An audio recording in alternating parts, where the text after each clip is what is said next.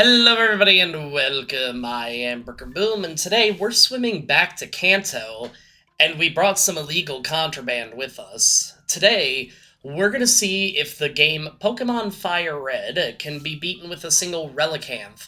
Relicanth is a decent Pokemon with pretty good stats on the physical side of thing, but on the attack, defense, and speed side of things, well, we've probably dealt with worse. Relicanth learns your typical water and ice moves, though it does have access to both ground and rock moves, meaning that I think we'll have some fun movesets that we can do. I think Erica will probably be an issue, and probably Sabrina, but there's only one way for us to find out. As we select our Mon, we have the Rival take Bulbasaur, and we look at our ability. We have the Swift Swim ability, which means we move faster in the rain, probably not going to be of any use to us. We have a Jolly Nature, which raises our speed and lowers our special attack. For a Pokemon that focuses more on its physical attack than its special, that's not the worst news, but we're gonna have to look into strong physical moves as we move on through the game. We'll probably still end up with at least one, maybe two special moves for variety purposes. For the Lab Rival battle, we have access to Tackle and Harden, and we're doing about a fourth of damage, but Bulbasaur is only doing 1 HP to us.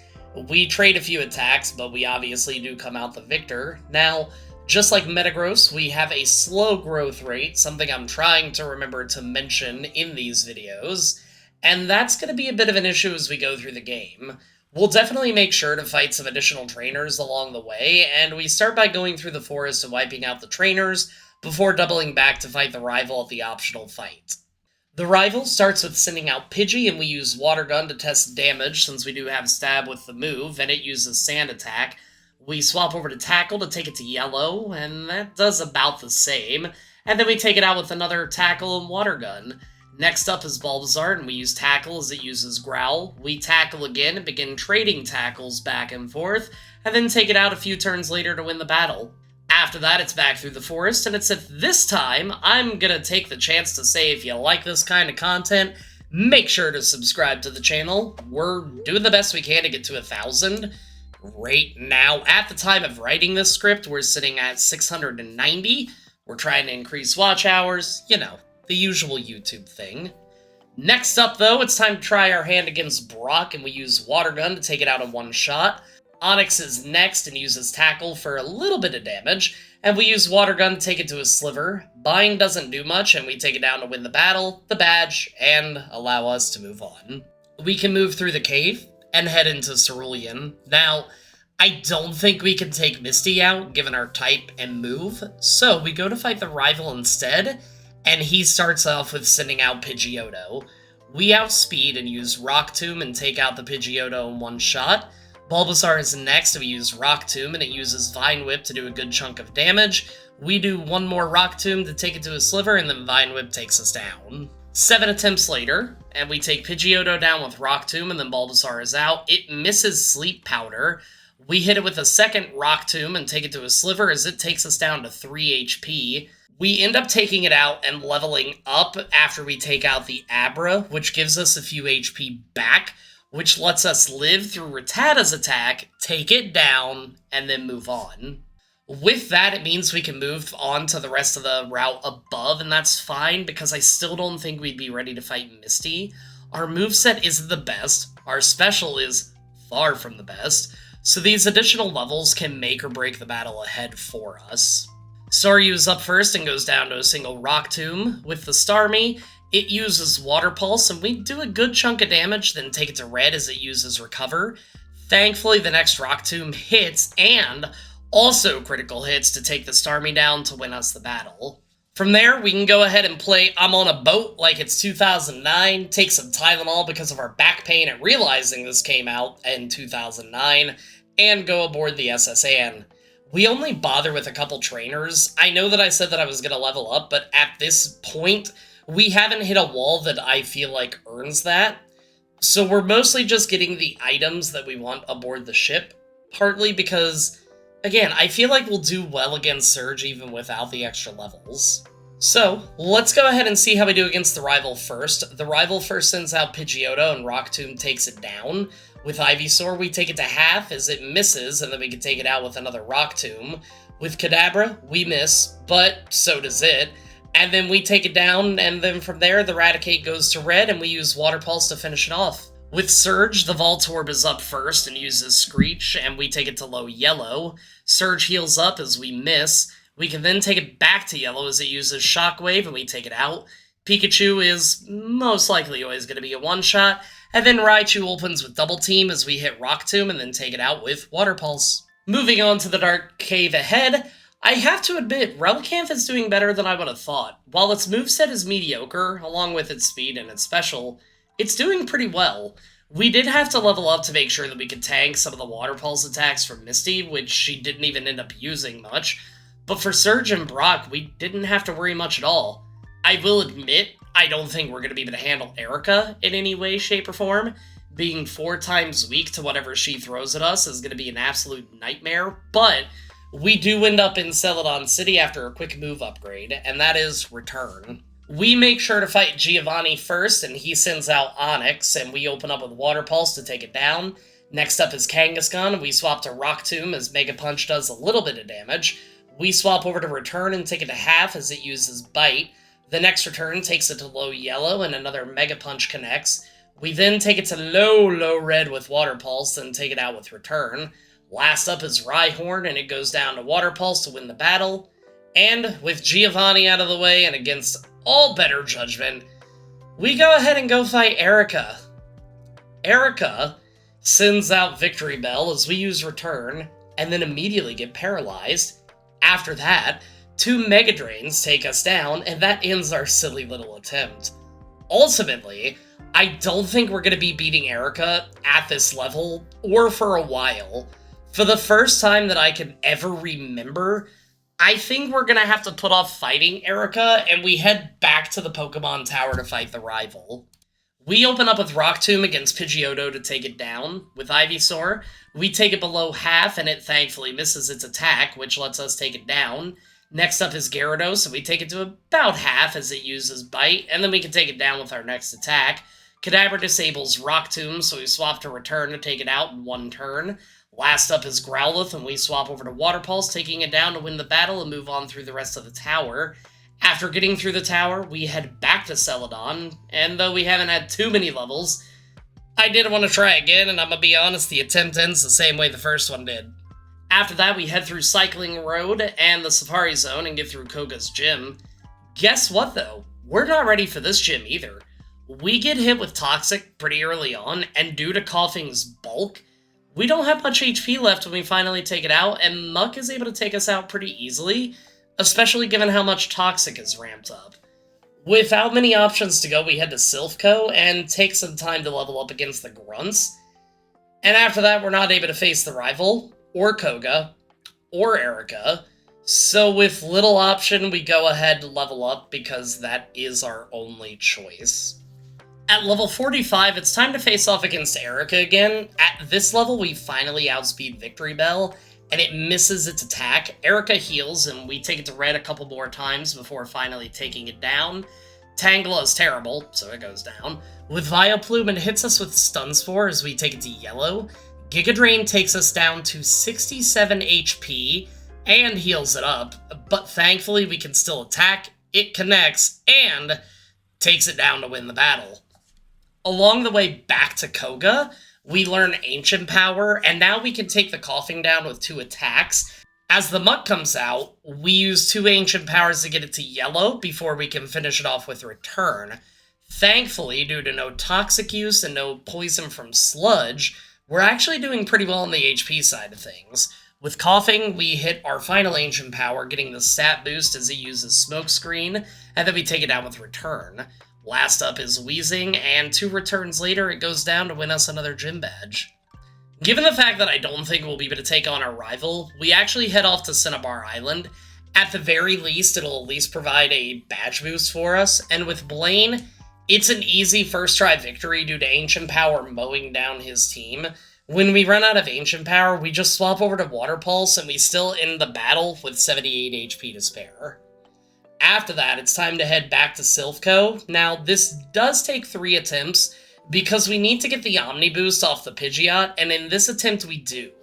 When the Venusaur is out, we can take it below half, and since we got the boost, we survive Razor Leaf, even though it does take us down to 33 HP, and then we take it down. Gyarados is a one-shot with Ancient Power, and so is Alakazam.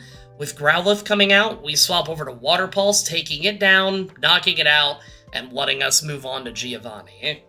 Healing up, we go back to face Giovanni, and he starts out with Nidorino. We open with Water Pulse to take it to yellow, as Poison Sting does a little. We hit again, then take it out. Nidoqueen is next, and Water Pulse does a bit, and we swap to Ancient Power, but due to the lack of damage, we risk Poison Point and do a couple returns as it hits hard, but we do take it down. After that, Rhyhorn goes down to one-shot, and with Kangaskhan, we use a few Ancient Powers to take it down, and that wins us the battle. With the Rocket plotline mostly done, we head over to the gym and challenge Sabrina. The Kadabra goes down to Ancient Power, the Mr. Mime goes to a Sliver, Sabrina heals up and we take it down and get the boost. After that, both the Venomoth and the Alakazam are a one-shot, winning the battle. Off to Viridian to see how we do against the last gym leader, Giovanni. Rhyhorn is first and goes down to a Water Pulse, and so does the next Rhyhorn. Dugtrio goes to a Sliver, heals up, goes to a Sliver again, heals up, and then we get the high roll on the damage to take it down. With Nidoqueen, we get a critical hit to take it to a Sliver as it hits us and then goes down. Nidoking goes to half, hits us with an Earthquake, and then goes down to a second Water Pulse. After that, we have one more rival fight, and we're getting one-shot by the Venusaur again. The 4x weakness to Razor Leaf is brutal, so after a few level ups, we do try again.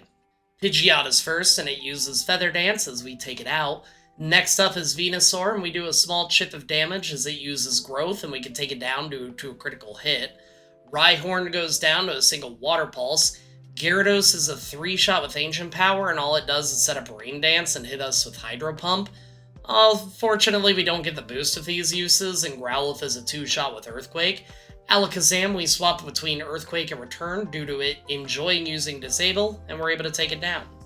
Now, while we make it through Victory Road, I'm going to take the opportunity to tell you, the Elite Four ahead is rough. I'm assuming it's because of the typing and the moveset, but the Elite Four this time around absolutely destroys us. I'm going to cover the losses against Lorelei because we're pretty used to those by now, but there is going to be a surprising loss that I actually do end up covering. At level 65, we can take the Dugong to red, and it sets up Hail as Lorelei heals up. We take it back to red, and then take it out, also getting the boost. Cloyster likes to waste time with Protect, and we're pinging back and forth with Water Pulse and Protect as Lorelei switches to Lapras, but Water Pulse doesn't do anything to it. We swap over to Ancient Power to take it to red as it uses Confuse Ray, but thankfully we push past that to take it down with Return. Cloyster's back out and goes down to a few returns, and then when Slowbro comes out, we take it to low yellow as it uses Yawn. When Lorelei heals up, we use Earthquake before snoozing. It gets a few good hits in, and we take it down not long after that, but we have 30 HP remaining when Jinx come out. Thankfully, though, Jinx is a one-shot with Earthquake, and we can finally move on. Next up is Bruno, and we can take the Onix down with Water Pulse, and that also takes down the second one. Hitmonchan hits us with Sky Uppercut as we use Rock Tomb, and it hits us again before we take it down. Hitmonlee we can take to yellow, and then Brick Break takes us down. We tried this battle 13 times. We did try to, play around with the Ancient Power use, and unfortunately we just got nowhere. We have to level up again, and at level 70, this is how the attempt goes. The two Onix are always going to be the exact same. Hitmonchan goes to yellow, and we get hit with a Rock Tomb before taking it down. Hitmonlee goes to red and hits us with Brick Break, but because of that, Bruno spends a few turns healing and not hitting us, so we do eventually crit to take it down. Machamp uses Scary Face as we return, then it hits us with Cross Chop, and thankfully misses the next Cross Chop, and that's what allows us to finally take it down. With Agatha, we take Gengar below half with Ancient Power as it uses Double Team, and then we take it out with Surf. Golbat goes to half, fires off a weak attack, then goes down with another return. After that, it's Haunter, and we get hit it with Ancient Power, getting the boost as it puts us to sleep. Agatha heals up, and the next turn we wake up to take it out with Surf. The next Gengar goes to half with Ancient Power, we get the boost again, and then take it out with Surf. And then Arbok goes down to a single Earthquake. That took 6 attempts. It's time to fight Lance, and I'm gonna be honest, I'm not feeling confident. Lance sends out Gyarados first, and we use Ancient Power to take it to half, and then take it out with another. With the Dragonair, it uses Safeguard, and we take it to half, then take it out. The second Dragonair goes to almost half, hits with Dragon Rage, then Outrage, then goes down to another Earthquake. Dragonite goes to about half, but only sets up Safeguard, then goes to red as we get the boost, and the berry activates to take it out with Healing. It uses Outrage, but then we can take it out without a problem. Last is Aerodactyl, and we take it to red, getting another boost as it uses Scary Face. Lance heals up, and then we can take it down for a pretty decent first try victory. With the champion, he sends out Pidgeot first, so we take it to red as he heals up, then red again before taking it out, getting the boost. With Rhydon, we can take it out with a single Surf. Venusaur is next, so we use Ancient Power, taking it to half as it uses Growth. We take it to red as it uses Solar Beam, but the first move is Spin Up Charging, so we can take it down with one more attack, and getting the boost once more. After that, Alakazam is a one-shot, and with Gyarados, we can take it to half as it uses Dragon Rage, then it goes down. Last is Arcanine, and after about 30 full restores, he finally runs out, and we take it down to win the battle. That challenge was kind of rough, especially there in the middle, and then again, especially at the end. I never have a problem against Bruno. Relicanth is a fun Pokemon, but due to its lack of moves and some subpar stats, it is a rough challenge. The saving grace of Relicanth is Ancient Power, but having to rely on the boost is odd. Personally, I like the game of chance, and I hope you enjoyed it too. I have another Gen 1 favorite I'm working on with Tauros that is about halfway done, maybe? Something like that. I just got offered a new job that I happily took, but the hours are going to be a lot different. Hopefully it doesn't take away too much content from you all. My goal is to get a bunch of shorts done this weekend because we're getting close to hitting Gen 2 in our daily Pokemon review. As always, for those that support me on Patreon, thank you so much. If you even want to support me for free, please do, but this is a financial way to support without YouTube and Twitch being involved. Other than that, I don't think I have too much else to say. So, as always, if you liked the video, even if you didn't like the video, hit the like and subscribe button because it helps me out. And until next time, everybody, peace out.